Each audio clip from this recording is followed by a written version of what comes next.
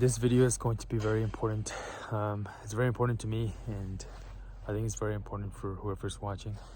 It's just like generally about how you guys spend your time when you're bored. Like, are you able to hold that boredom?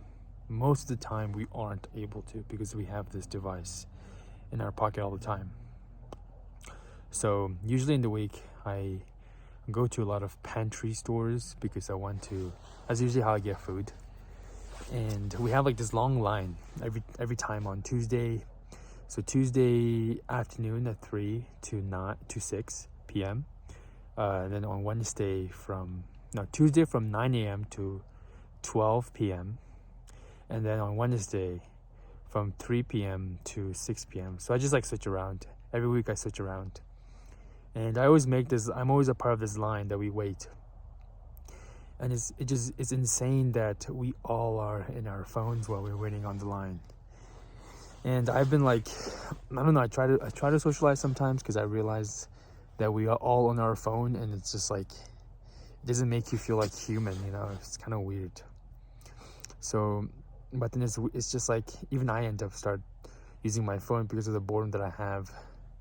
And I purposely meditate to be able to keep that boredom as long as possible, and to decrease my dopamine spikes, and just be able to withhold that boredom. In a way, it's kind of normal now, and I might be weird for talking about such thing of like, why do we have to scroll in our phones when we're waiting in lines? But even though it feels like such a trivial thing, I think it really has a massive impact on the mass population, and it is insane. I don't see anyone socializing, including myself. It's weird. It's like a part of you when you're breathing. I don't understand why is that happening. And I'm also going to give some tips of how to not do that, and to hopefully more of people around you can also not do that as well, like whoever's watching this. And then hopefully you can spread it out to people that you love and care about, and sort of really tell them that we have this issue of constantly scrolling in our phones when we're waiting in line, because waiting in line is one of the most boringest things that most people do, because you're just waiting there and you don't really know anyone. Everyone's like a stranger, so you just scroll through your phone. That's your default. Your default is to whip out your phone, look at it, and keep waiting until it's your turn. In a way, you kind of feel like you're productive or you're busy, but it's really not true. It's so much better to spend time to know someone that's around you that's waiting in line, and who knows, maybe you'll make a really good conversation, and he might even be your best pal. So you never know. And all these turnouts that you see in movies of these two people meeting and sort of changing their lives, it's not true anymore. That's not going to happen to you if you're always scrolling your phones. So I think it's a big issue, and the tip is try to withhold that boredom. Really be aware enough to see if you're getting that temptation to grab your phone out, whip your phone out.